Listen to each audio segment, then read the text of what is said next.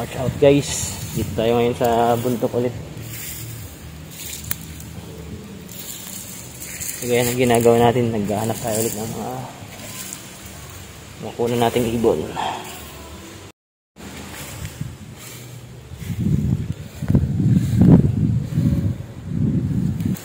Sa gitna ng bundok.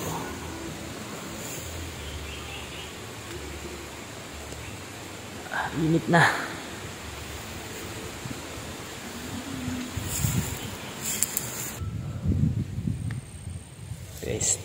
Pwesto tayo.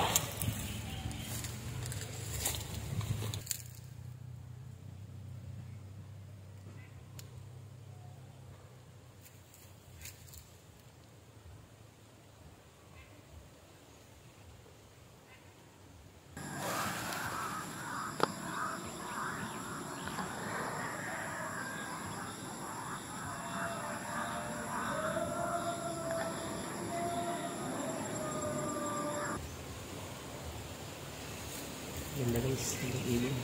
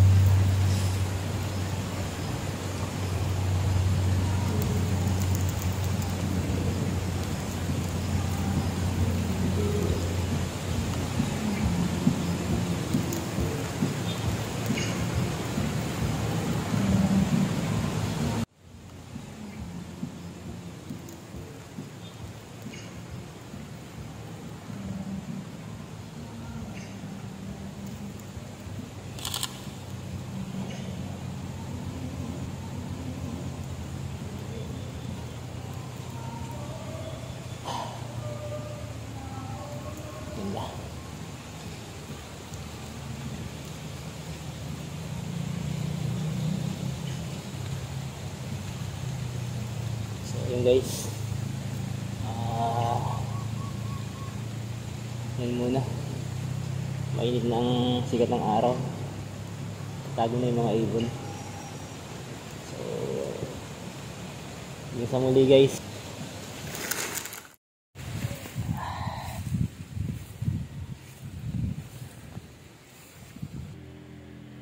Guys, ang ganda yung bulaklak oh.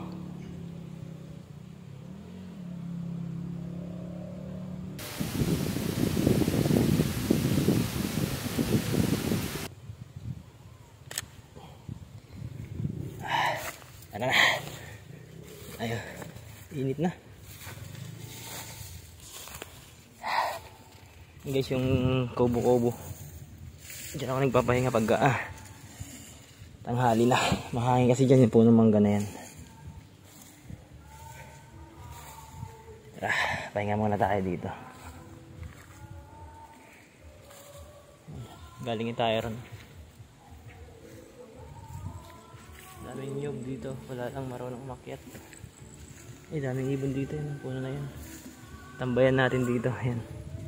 Tambayan natin dyan, may mga ibon dito eh.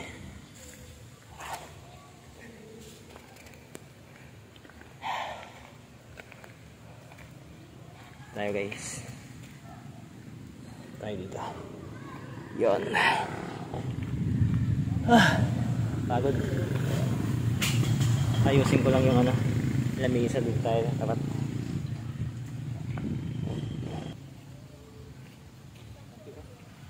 guys. Sarap nito magkape paghapon, mahangin. Tapos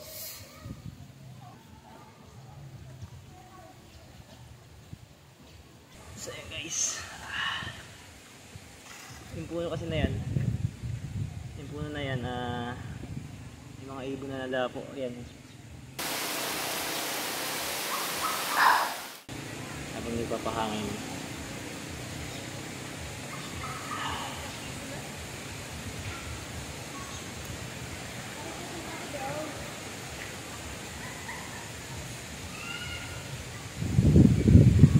Wala nang araw. Natabong ulap. Wala tayong natural light.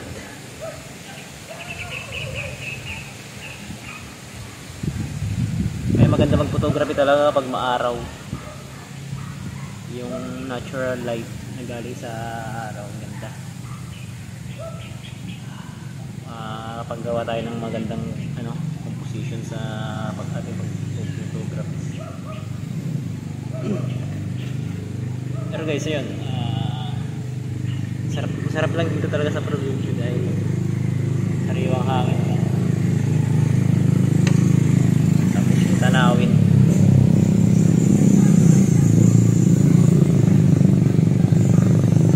Daanan na yan dyan ang mga sasakyan dito kaya maingay.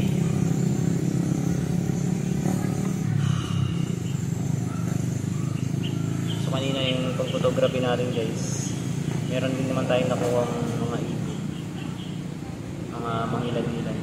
Kasi nakarating ako dito sa Batangas, mga 8:30 na, tanghali na. Mga busog ng mga ibon. Siguro next week agahan natin masyado dahil para bawi-bawi din ang pagpunta, sulit na pagpunta natin. At mayroon tayong may pakita sa inyong magandang mga ibon din. Hindi ko pa mapuntahan ulit yung yung ilog.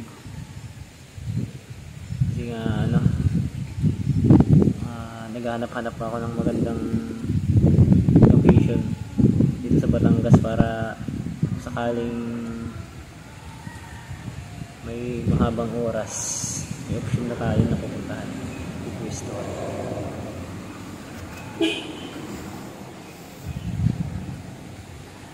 So yun, yung gamit kong camera ay Sony A6000 na mirrorless camera. Tapos ang aking lens ay Sony 55-210mm telephoto lens. Yung ginagamit natin sa wild bird photography natin. Yung kinaganda lang, yung gustong ko to sa Sony A6000 dahil napitilt yung yung screen. Sharp 1. Tapos mabilis yung autofocus niya. Sa lahat na camera na nahawakan ko, ito yung pinaka-best kong nahawakan ngayon. Kasi dati nag-Canon ako, Nikon. Yung last ko Nikon. Kasi ito na ngayon. Sony mirrorless camera. Walang input ng mic. Ayan ang pinaka-disadvantage dito. Pero pagdating sa photography, mas ako dito, mas dito ako kasi napaka-advanced ng niya, ng mga buttons. Kumbaga ikaw na lang ang mag-create ng sariling settings mo sa camera na to. Ito yung C1 na to, ginawa ko siyang manual autofocus. Pag clinic ko siya, nagiging manual. Pag clinic ko ay ginagandahan. Malalaro mo siya pagdating sa mga moving object or mga action shooting na. Maganda siya. Babala kayo mag wildlife photography. Pinaka budget na camera ito. Yung Sony A6000. Sa Sony Sony system ito pinaka budget.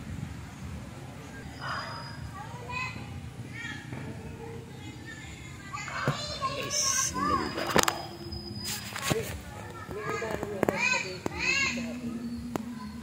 Yan yung puno na yan. May kape pa. May laman.